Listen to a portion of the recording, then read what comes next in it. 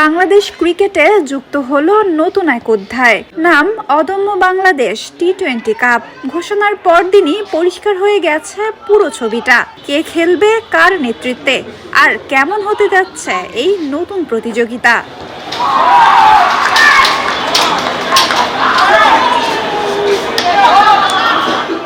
Bangladesh cricket board জানিয়েছে, এই tournament 3 দলে ভাগ হয়ে খেলবেন মোট 39 জন ক্রিকেটার। প্রতিটি স্কোয়াডে রাখা হয়েছে 13 জন করে খেলোয়াড়কে।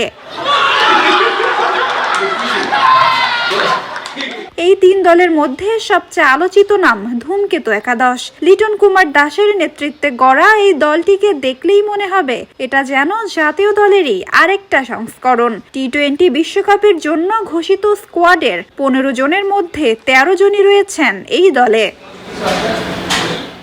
ধূমকেতু একাদশে রয়েছেন অভিজ্ঞতা আর আগ্রাসনের মিশেল। লিটন দাসের সঙ্গে আছেন তাসকিন আহমেদ, মুস্তাফিজুর রহমান, শরীফুল ইসলাম। ব্যাটিংয়ে তাওহিদ হৃদয়, শামীম হোসেন, পারভেজ ইমনের মতো তরুণরাও। সব মিলিয়ে ধূমকেতু টুর্নামেন্টের সবচেয়ে শক্তিশালী দল বলেই বিবেচিত। অন্যদিকে দুর্বার একাদশ দলের অধিনায়ক নাজমুল হোসেন শান্ত। এই দলে রাখা হয়েছে সাম্প্রতিক সময়ে জাতীয় দলে নিয়মিত বা ঘুরে ফিরে খেলা ক্রিকেটারদের। বিশ্বকাপ স্কোয়াডে থাকা সাইফুদ্দিন ও নুরুল হাসান সোহানও রয়েছেন এই দলে। সঙ্গে আছেন মিরাজ, আফিফ, হাসান মাহমুদের মতো গুরুত্বপূর্ণ নাম। দুর্বার একাদশে থাকতে পারতেন মোহাম্মদ নাইম শেখও, তবে ওমরা পালনের জন্য আগেই ছুটি নেওয়ায় এই টুর্নামেন্টে তার খেলা হচ্ছে না। তৃতীয় দলটি একেবারেই ভিন্ন চরিত্রের দুরন্ত একাদশ। অধিনায়ক আকবর আলী।